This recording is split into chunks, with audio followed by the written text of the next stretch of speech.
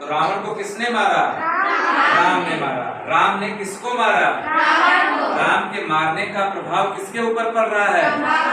रावण के ऊपर पड़ रहा है। इसलिए रावण में कौन सा कारक है? रावण को यहाँ पर कौन सा कारक है? कर्म कारक है। अब मेन रूप से आप लोगों को हम दो कारकों में पहचान अंतर समझाते हैं। एक कारक आपका है, ये डस्टर कहाँ है?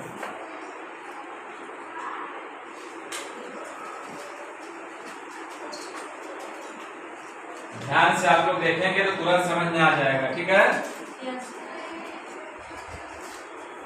अभी सर दोबारा आएंगे तो पूछेंगे तो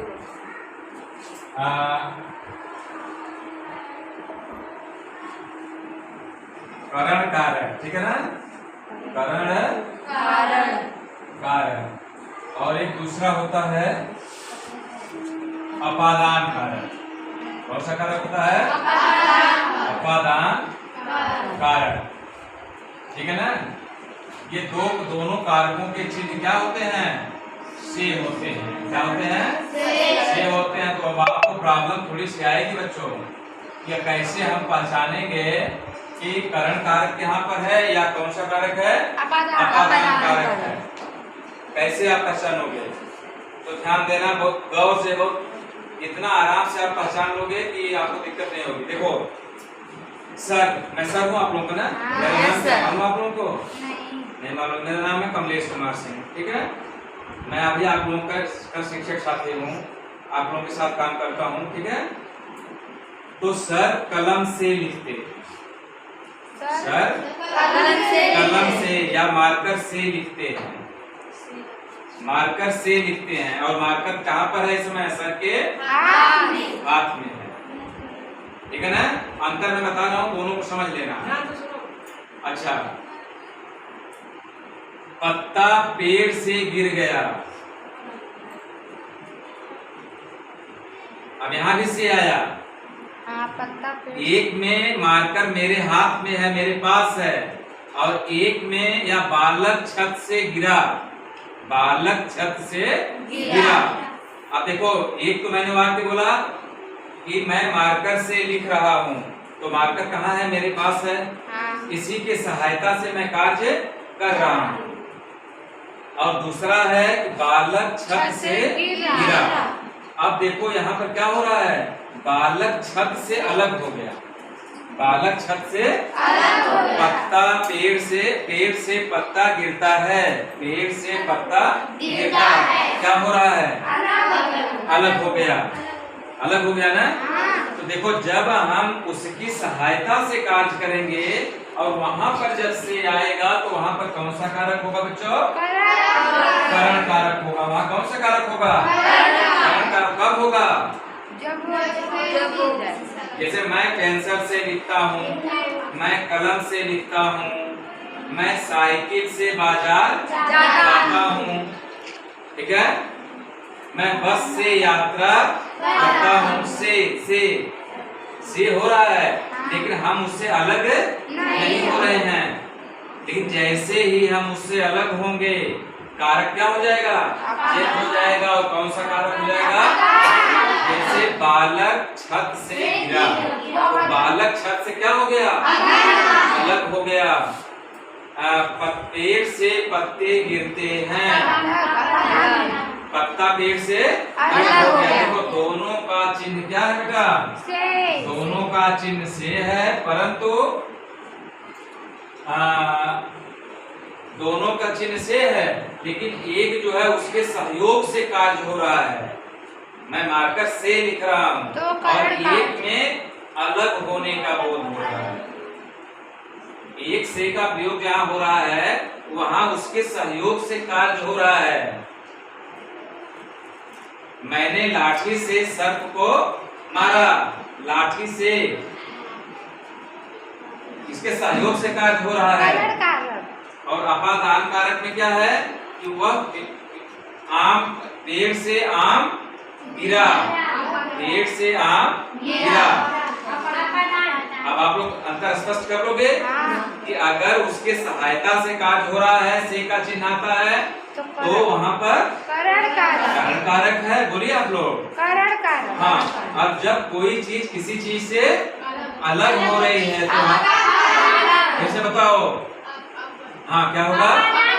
अपादान कारक होगा। पकड़ लिया आप लोग?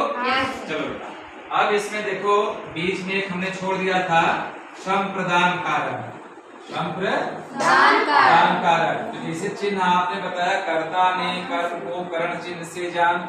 संप्रदान का के लिए, का के लिए इसका चिन्ह क्या है? का के लिए। यहाँ पर ये प्रयोग होता है तो कैसे, क्या कोई प्रयोग करो?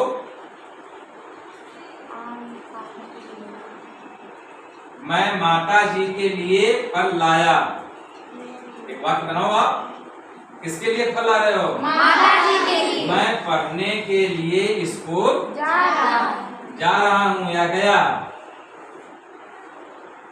ठीक है। मैं याद करने के लिए लिख रहा हूँ। अब यहाँ देखो के लिए का प्रयोग हो रहा है ना, तो जहाँ पर के लिए का प्रयोग हो वहाँ पर क्या होगा? संप्रदान कारक। अपादान कारक हो गया। अब देखो संबंध कारक। संबंध कारक जहाँ पर संबंध का बोध हो। यह राम के पिताजी हैं तो उस व्यक्ति में जिस हम इशारा कर रहे हैं और राम में क्या संबंध है बच्चों? दोनों में भी संबंध है ना, पिता पुत्र का। तो दोनों यहाँ पर ये राम के पिताजी हैं तो इसका चिन्ह होता है का के की।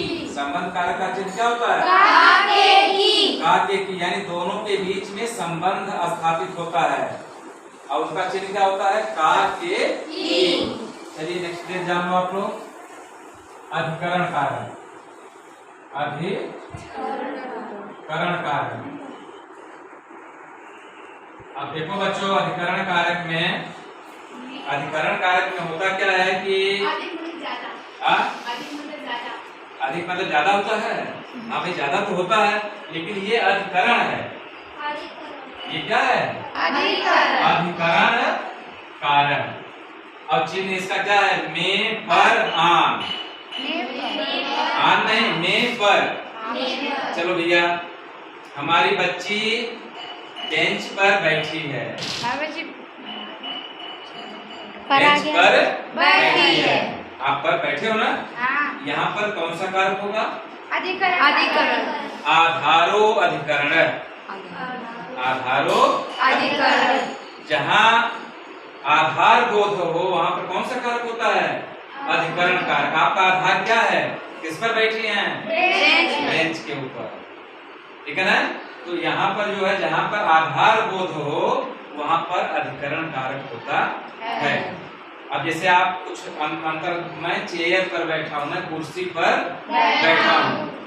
मैं किस पर बैठा हूँ? कुर्सी पर। यहाँ पर कारक चिन्ह क्या आया? कारक चिन्ह क्या आया? हाँ पर आया। कारक चिन्ह क्या आया? पर आया। और आधार इसका क्या है?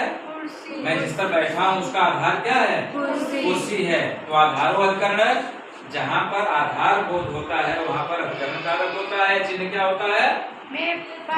पर। आप देखो में और पर दोनों में थोड़ा सा अंतर है। में जब आप किसी चीज के अंदर होते हैं, जैसे मैं कमरे में हूँ, मैं कमरे में हूँ, मैं छत पर हूँ, मैं छत पर हूँ। अंतर का स्पष्ट कर ले रहे हो नहीं आप? तो में जहाँ पर आप सराउंडिंग, आप किसी चीज के अंदर प्रवेश किए हो, तो कमरे के अंदर हमने प्रवेश किया। पुस्तक कहाँ है? बैग में है। ठीक है ना? पुस्तक बैग में है। चिड़िया पेड़ घोंसले में है। चिड़िया घोंसले में है।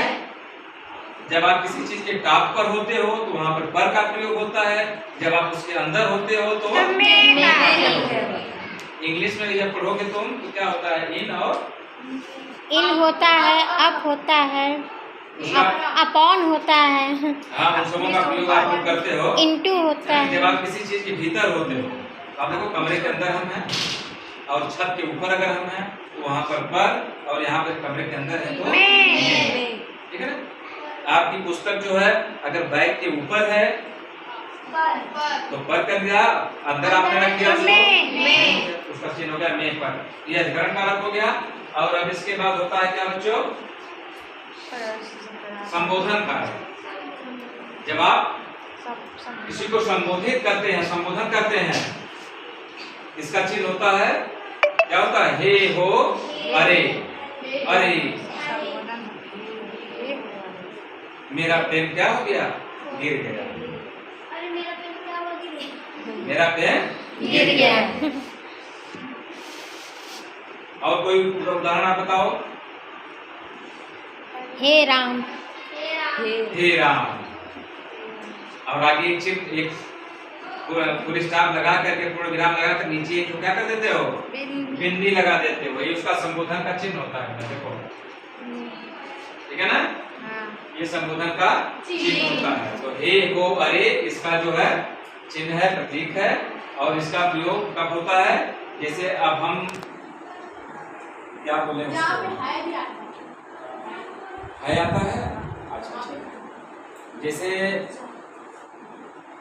जब हम विस्मय में होते हैं, विस्मय आश्चर्य में, है ना? लास्ट में विस्मय, तो अभी आप लोग नहीं बताएंगे, ज्यादा हो जाएगा। तो इन चीजों को आप लोग देख लीजिएगा, पढ़ लीजिएगा, ठीक है? ये आपका हो गया कारक।